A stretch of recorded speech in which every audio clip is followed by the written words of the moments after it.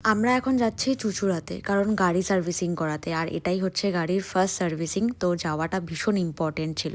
আমি আর আমার ননদ মানে দিদি ভাই আর কি চলে গেছিলাম চুঁচুড়াতে গাড়ি সার্ভিসিং করাতে, ওর একটা গাড়ি। দেন আমরা লাঞ্চ করে, যেহেতু বাড়ি থেকে বেরোইনি, গাড়িটা সার্ভিসিং করতে দিয়ে আমরা চলে গেলাম ডমিনোজে লাঞ্চ করতে। তারপর ফিরে এসে দেখলাম আমাদের গাড়ি সার্ভিসিং হয়ে গেছে। তারপর আমরা ওখান থেকে ফিরে বাড়ি এসে একটু ফ্রেশন আপ হয়ে এই অঙ্কিতা বলে স্যালনটায় গেছিলাম পেডিকিওর করাতে। বিশ্বাস করবে না, এদের সার্ভিস ভীষণ বাজে। আমি তো পেডিকিওর করেছিলাম আর দিদি ভাই ম্যানিকিওর পেডিকিওর দুটোই করেছিল। সার্ভিস এত বাজে, কাজ বাজে, মানে ওর তো পুরো হাত পাই কেটে দিয়েছে।